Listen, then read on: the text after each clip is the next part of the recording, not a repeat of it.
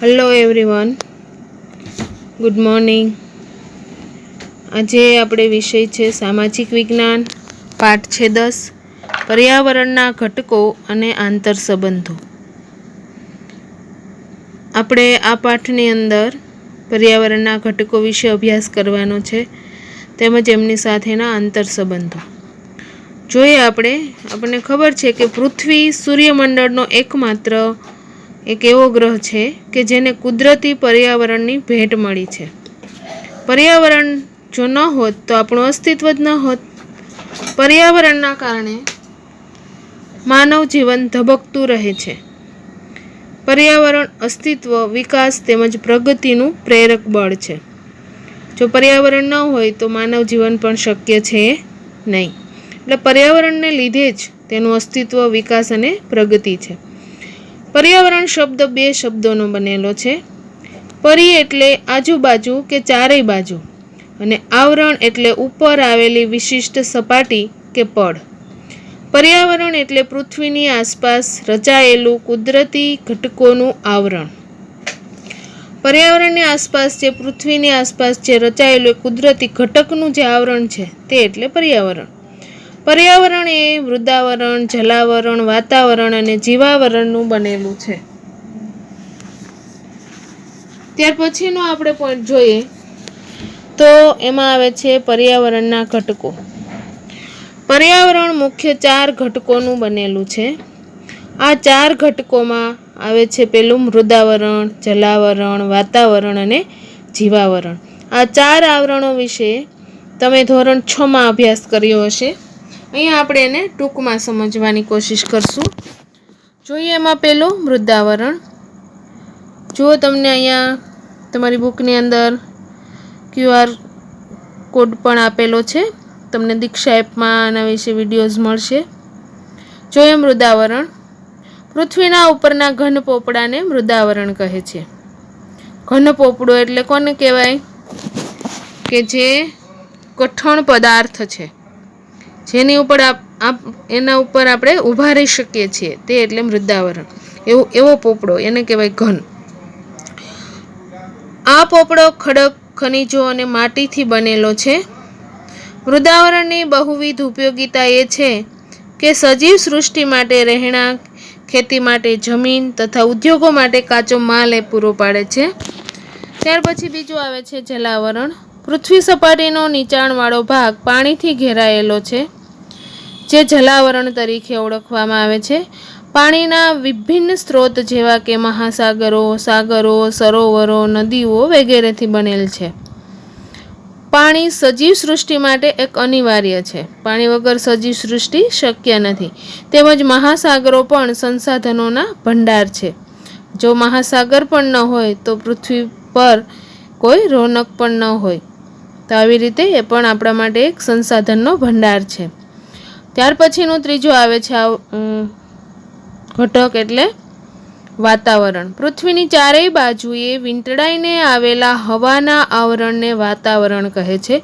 પૃથ્વીની ચારે બાજુ એક હવાનું આવરણ આવેલું છે જે વીંટળાઈને છે, એને આપણે વાતાવરણ કહીએ છીએ. વાતાવરણ વિવિધ વાયુઓ, પાણીની વરાળ, ધૂળના રજકણો, ક્ષારકણો વગેરેનું બનેલું છે.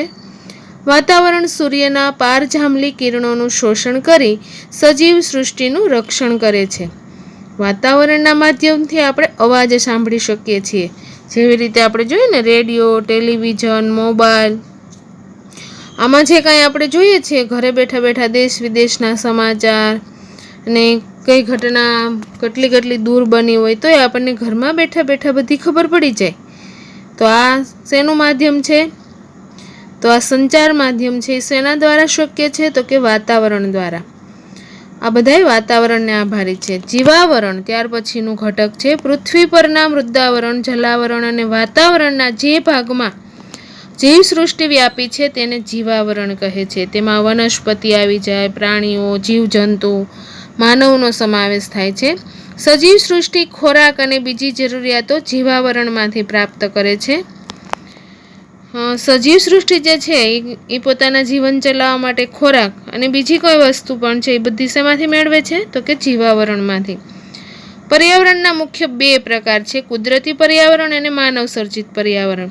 કુદરતી પર્યાવરણમાં જૈવિક ઘટકો જેવા કે વનસ્પતિ સૃષ્ટિ, પ્રાણી સૃષ્ટિ અને માનવનો સમાવેશ થાય છે.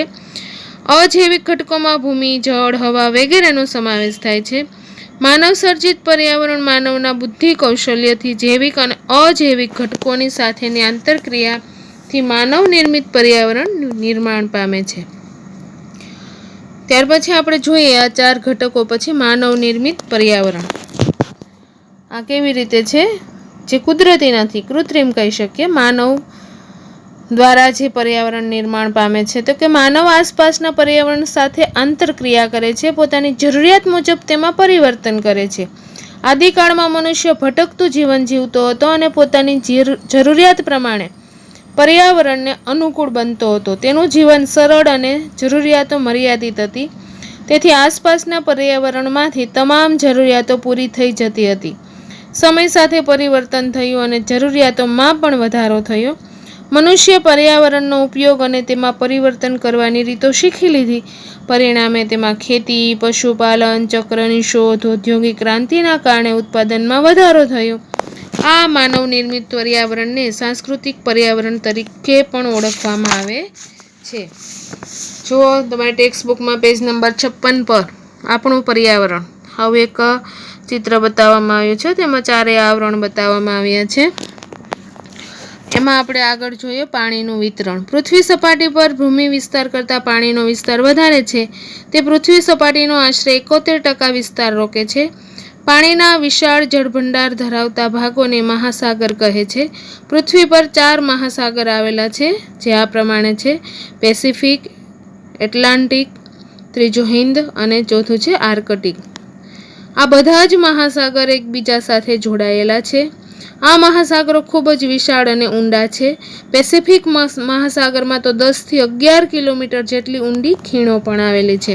ઘણી વખત આપણે સાંભળ્યું હશે કે ઘણા આપણે કહેતા હોય કે દરિયાને તો તળિયું જ નથી, પણ એવું શક્ય છે? તળિયું તો બધાને છે, પણ બહુ ઊંડું છે. 10 થી 11 કિલોમીટર જેટલા આપણે દરિયામાં ઊંડે જઈએ ત્યારે એનું તળિયું આવતું હોય. અમુક મહાસાગરમાં એવું છે, અમુકમાં 1 કિલોમીટર 2 કિલોમીટર આપણે રસ્તામાં ચાલીએ તો આપણને કેટલું બધું દૂર લાગે. તો વિચાર કરો, આપણે પાણીની અંદર એટલા ઊંડે જઈએ તો કેટલું ઊંડું હશે પાણી, તો આપણને તળિયું મળે નહીં. એટલા માટે શું બધા વાતો કરે આપણા દાદીની, બધા એવું કહેતા હોય કે દરિયાને તળિયું નથી. તો એ તો શક્ય નથી. તળિયું છે, પણ કેવું છે? ઘણું ઊંડું છે. પૃથ્વી સપાટી પરનું મોટાભાગનું પાણી ખારું છે. તે મુખ્યત્વે મહાસાગરો અને સમુદ્રોમાં રહેલ છે. મીઠા પાણીનો મુખ્ય સ્ત્રોત હિમશિખરો, ભૂમિગત પાણી, મીઠા પાણીના સરોવર, નદીઓ વગેરે છે. આ બધું શું છે? મીઠું પાણી છે. અને બાકી બધું કેવું છે? પૃથ્વી પર ખારું પાણી છે, મહાસાગરોનું, સમુદ્રનું પાણી. અને પીવાલાયક તો માત્ર અમુક અંશ જ છે. તમે ધોરણ 8માં આગળ ભણશો.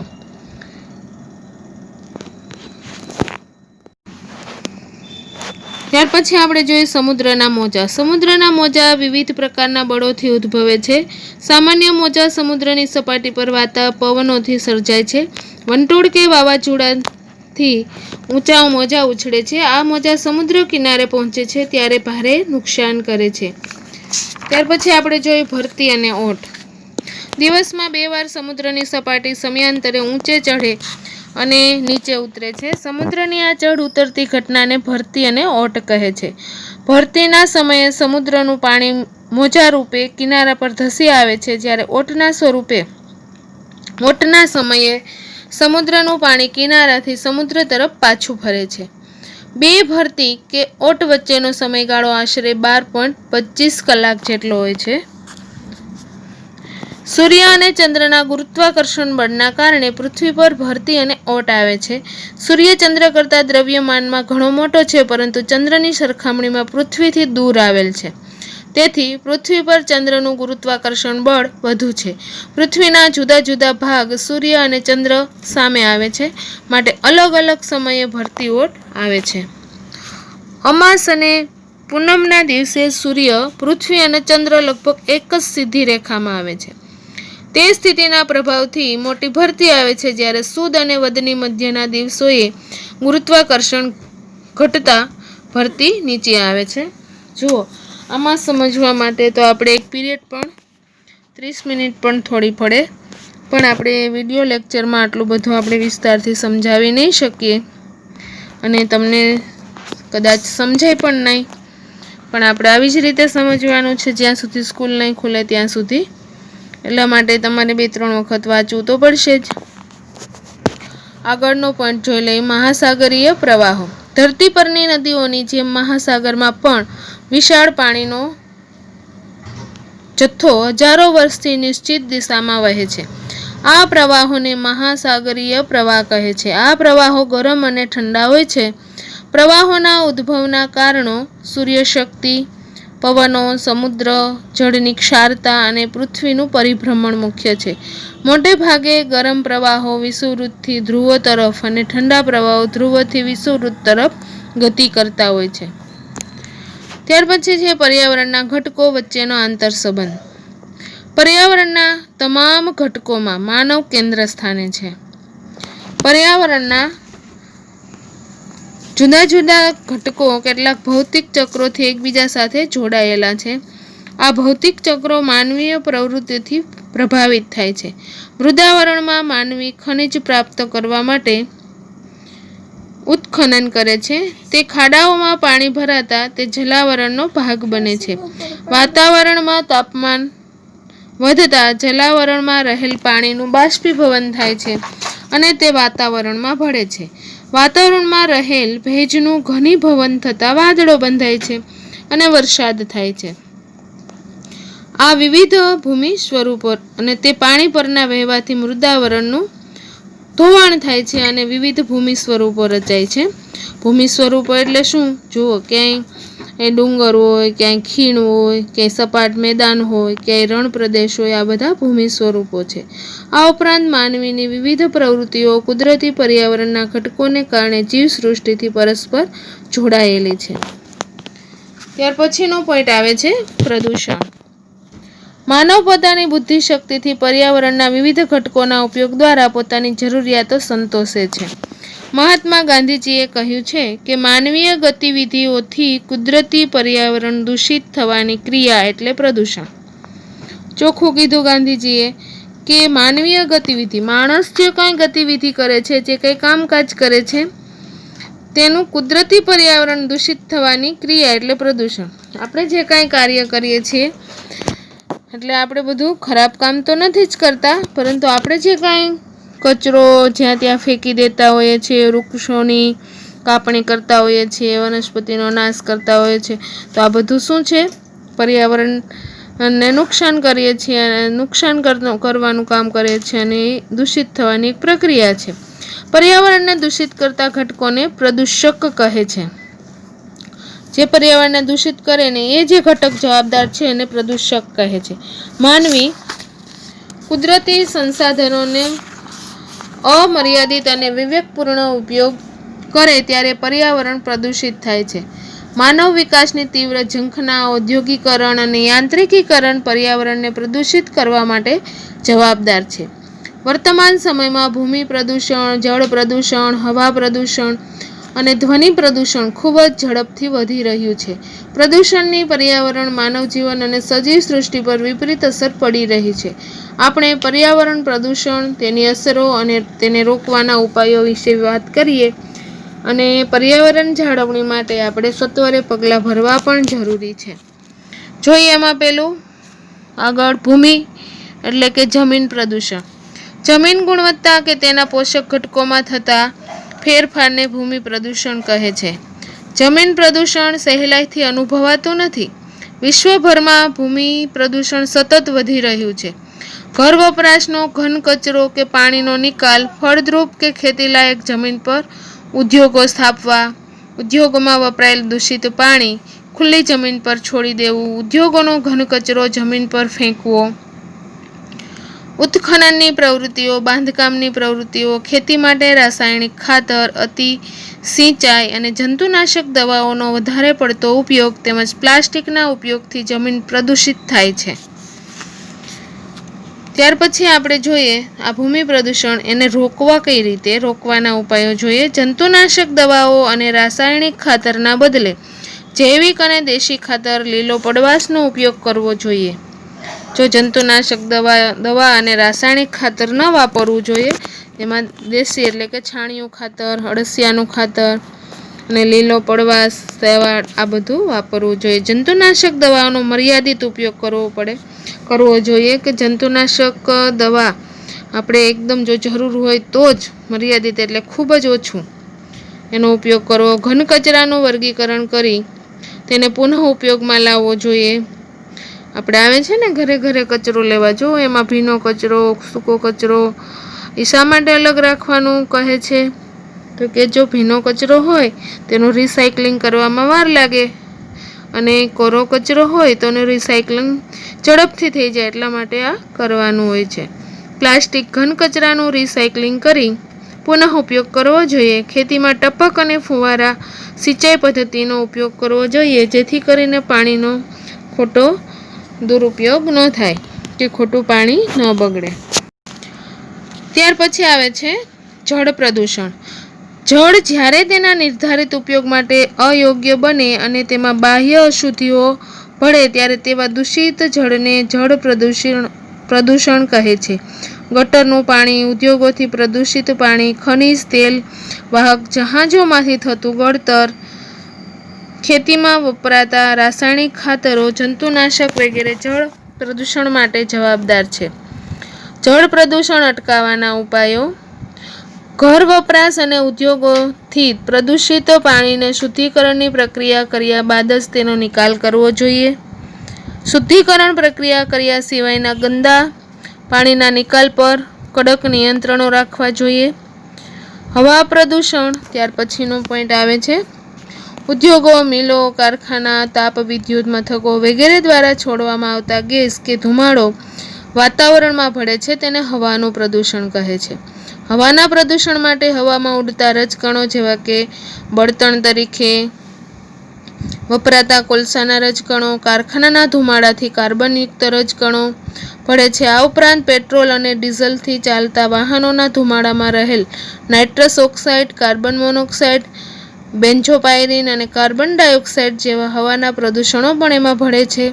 ખનન અને બાંધકામની પ્રવૃત્તિથી, ખનન એટલે જે કાંઈ આપણે ભૂમિ ઉપર ખોદકામ થાય તે, અને બાંધકામ કરીએ એ પ્રવૃત્તિથી પ્રદૂષકો હવામાં ઉમેરાય છે. ખેતીનો ઘન કચરો સળગાવવાથી પણ હવાનું પ્રદૂષણ વધે છે. તો એને અટકાવવાના ઉપાયો: હવા પ્રદૂષણ રોકવા માટે સરકારે કાયદા બનાવી ચુસ્તપણે પાલન કરાવવું જોઈએ. ધુમાડો અને ઝેરી ગેસ ફિલ્ટર થાય તેવા સાધનો વિકસાવવા જોઈએ. જે કાંઈ આપણે કારખાનામાંથી ધુમાડો નીકળે ને ગોટા ધુમાડો, તો આ ધુમાડાને ગાળણ માટે ગરણી મુકાવવી જોઈએ, તે ફરજિયાત હોવું જોઈએ. તો આપણે ધુમાડો છે શુદ્ધ થઈને વાતાવરણમાં ભળે અને વાતાવરણમાં કાંઈ નુકસાન ન થાય. કોલસો, પેટ્રોલ, ડીઝલ વગેરેનો જરૂર પૂરતો જ ઉપયોગ કરવો જોઈએ. પ્રદૂષણ મુક્ત એવા સીએનજી, પીએનજી, સૌર ઉર્જા વગેરેના ઉપયોગોને પ્રોત્સાહિત કરવા જોઈએ. જાહેર પરિવહનમાં મુસાફરી માટે લોકજાગૃતિ ફેલાવવી જોઈએ. વાહનો માટે પીયુસીનો કડક અમલ કરાવવો જોઈએ. ધ્વનિ પ્રદૂષણ, ત્યાર પછીનો પોઈન્ટ બિનજરૂરી વધુ પડતો અસહ્ય અવાજ એટલે ઘોંઘાટ. આ ઘોંઘાટને કારણે આપણે ધ્વનિ પ્રદૂષણ ઉત્પન્ન કરીએ છીએ. ઘોંઘાટ દરેક વ્યક્તિ માટે સાપેક્ષ હોય છે. હળવું સંગીત સાંભળનાર વ્યક્તિ માટે રોક સંગીત ઘોંઘાટ લાગે છે, જ્યારે રોક સંગીતના ચાહક માટે તે કર્ણપ્રિય હોય છે. આવું પણ બને ને, અમુક વ્યક્તિને ઘોંઘાટ ગમે, અમુકને અમુક ઘોંઘાટ ન ગમે. હવે સરસ મજાનું સંગીત સાંભળતા હોય એકદમ શાંત, જેને હળવું સંગીત કે એને રોક સંગીત વગાડે તો ક્યારેક કંટાળો આવે, પણ રોક સંગીત જેને ગમે છે તેને તે મજા આવે. કારખાનાઓમાં ચાલતા યંત્રો, વાહનોના કર્કશ અવાજ અને હોર્નનો અવાજ, સિનેમાઘર, ટીવીનો વધુ પડતો અવાજ ધ્વનિ પ્રદૂષણ વધારે છે. જેટ વિમાનો અને યુદ્ધ વિમાનોનો કર્કશ અને તીણી ગર્જના, વિવિધ પ્રકારની સાયરનોનો અવાજ ધ્વનિ પ્રદૂષણોમાં વધારો કરે છે. સામાજિક પ્રસંગે વપરાતા લાઉડ સ્પીકરો, બેન્ડ બાજા, ઢોલ નગારા, ડીજેનો અવાજ, ઉત્સવો અને ઉદ્ઘાટન પ્રસંગે કરવામાં આવતી આતશબાજી, જાહેર કાર્યક્રમો, ચૂંટણીની રેલીઓ, જાહેરાતોનો અવાજ પણ ધ્વનિ પ્રદૂષણ કરે છે. ધ્વનિ પ્રદૂષણથી માણસમાં બહેરાશ આવવી, માનસિક સ્વાસ્થ્ય ઉપર વિપરીત અસર, સ્વભાવમાં ચીડિયાપણું અને કાર્યક્ષમતામાં ઘટાડો થાય છે. વધારે પડતા ઘોંઘાટથી ઘણા કીટકો અને જીવાણુઓનો પણ નાશ થાય છે. હવે જોઈએ કે ધ્વનિ પ્રદૂષણ કઈ રીતે અટકાવવું. સિનેમા ઘર, જાહેર સભાગૃહોમાં ધ્વનિશોષક યંત્રો, પડદા લગાવવા જોઈએ. સામાજિક પ્રસંગ, ઉત્સવ, ઉદ્ઘાટન પ્રસંગો વગેરેમાં બિનજરૂરી ઘોંઘાટ ટાળવો જોઈએ. ઉદ્યોગો, વિમાન મથકોની આસપાસ વધારે વૃક્ષો ઉછેરવા જોઈએ. શાળા, હોસ્પિટલ જેવા સ્થળો પાસે નો હોર્ન સાયલન્સ ઝોન નો કડક અમલ કરાવવો જોઈએ. જો તમે શાળા કે હોસ્પિટલની આજુબાજુ નીકળો ને તો આવું લખેલું હોય, નો હોર્ન સાયલન્સ ઝોન, આવું લખેલું હશે, વાંચજો. હોસ્પિટલ પાસે ખાસ લખેલું હોય. ઉજવણીના કાર્યક્રમોમાં ફટાકડાનો ઉપયોગ ટાળવો જોઈએ. રેડિયો, ટેલિવિઝન, મોબાઈલ ફોન વગેરેનો અવાજ ધીમો રાખવાની ટેવ પાડવી જોઈએ. યંત્રો અને વાહનોને સમયાંતરે સર્વિસ એટલે કે રિપેરિંગ કરાવવા જોઈએ. માનવીની ઉપયુક્ત વિવિધ પ્રવૃત્તિઓથી જમીન, જળ, હવા ધ્વનિ પ્રદૂષિત થાય છે. આ ઉપરાંત અન્ય કેટલીક પ્રવૃત્તિઓ જેવી કે અવકાશમાં છોડેલા ઉપગ્રહો, અવકાશયાત્રીઓએ આકાશમાં ત્યજી દીધેલ કચરો, કૃત્રિમ વરસાવવા છોડેલા વિવિધ રસાયણો, પરમાણુ શક્તિના ઉપયોગથી થતું કિરણોત્સર્ગી પ્રદૂષણ વગેરે પણ પર્યાવરણને અસર કરે છે. તેમજ કેટલીક કુદરતી ઘટનાઓ, આપત્તિઓ જેવી કે જ્વાળામુખી પ્રસ્ફોટન, ધરતીકંપ, પૂર પણ પર્યાવરણ પ્રદૂષણમાં વધારો કરે છે. પર્યાવરણ જાળવવા માટે અને પર્યાવરણને પ્રદૂષણથી બચાવવા માટે માનવ પોતે જ મક્કમ બનીને સંકલ્પ કરે એ જ આખરી ઉપાય છે. આપણે બધાએ પણ મક્કમ થઈને આવો સંકલ્પ કરવાનો છે. આપણે પણ કંઈ ન કરીએ તો કંઈ નહીં, પણ આપણી આસપાસ જે કંઈ વાતાવરણ છે એને શુદ્ધ રાખીએ અને પર્યાવરણને નુકસાન ન પહોંચાડીએ, આવો સંકલ્પ પણ કરીએ. અને આ સાથે આ પાઠ અહીંયા પૂરો થાય છે. તમે પાઠનો વિડીયો 2-3 વખત જોજો એટલે તમને સમજાઈ જશે. Okay, thank you.